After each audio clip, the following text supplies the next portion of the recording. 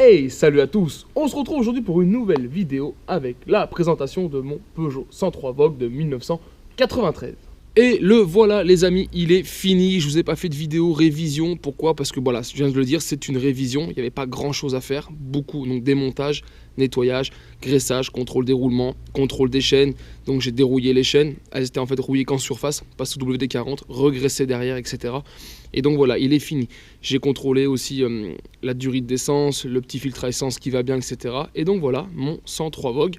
Donc on est ici sur ce qu'on appelle un 103 Vogue phase 1, mais dernière génération. Alors pour la petite histoire, le 103 Vogue est un dérivé du 103Z, si vous connaissez, qui est apparu pour la première fois donc en 1988. C'est le modèle bas de gamme du marché, clairement. C'est la base de chez base des 103. Et si on compare les premiers millésimes, vous verrez, ils se ressemblent vraiment énormément avec les 103Z. Ce 103 Vogue, il sera produit dans 4 versions. En version T, en version S, en version R et en version V, la plus connue, pour variateur. Variateur que moi je n'ai pas. On voit, j'ai une petite couronne. Qui dit petite couronne dit moteur fixe. Qui dit grosse couronne, en règle générale, vous avez le variateur. Et vous verrez, il y a plusieurs versions de 103 Vogue, mais pour beaucoup, comme celui-ci, il a déjà de nombreux traits qui correspondent au 103 MVL. Donc voilà, c'est un 103 MVL, mais en version épurée. On peut dire ça au jour d'aujourd'hui.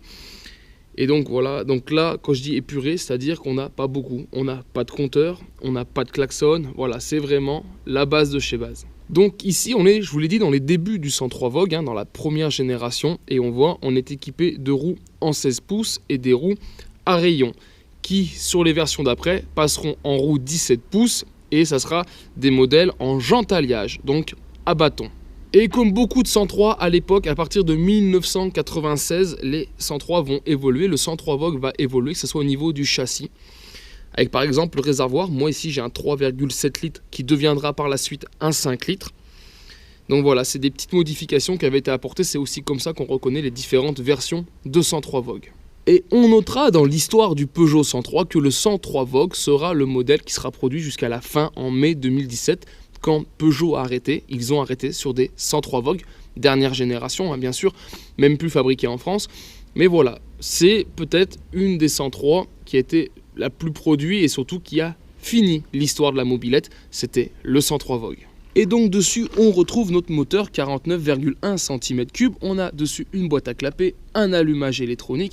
Donc ce qui est plutôt pas mal pour un modèle de base. Mais voilà, je vous l'ai dit, on est déjà dans les années 93. Voilà, c'est de la technologie qui se fait très très bien.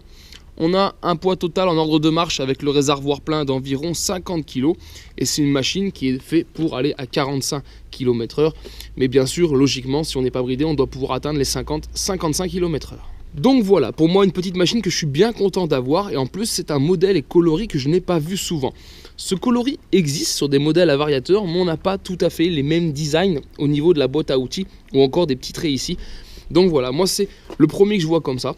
Il y a eu pas mal de 103, cette génération est aussi sortie en gris aussi. Donc voilà, le rouge est bien d'époque, le porte-bagages rouge, la selle rouge, tout ça. C'est sa version vraiment d'origine. Je vous disais pas de compteur, on a à la place un autocollant Peugeot par exemple. On a bien le Neyman.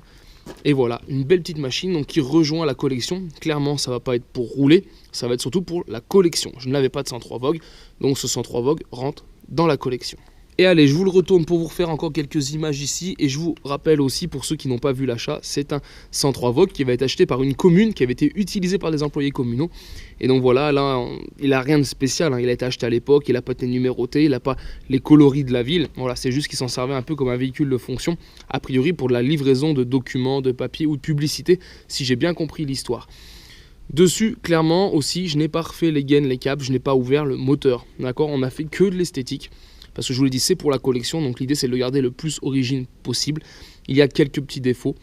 Il y avait 2-3 gros défauts de peinture sous l'autocollant que j'ai rattrapé, voilà, pour faire propre.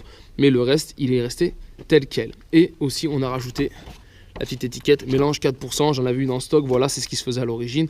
Et donc voilà, il est là.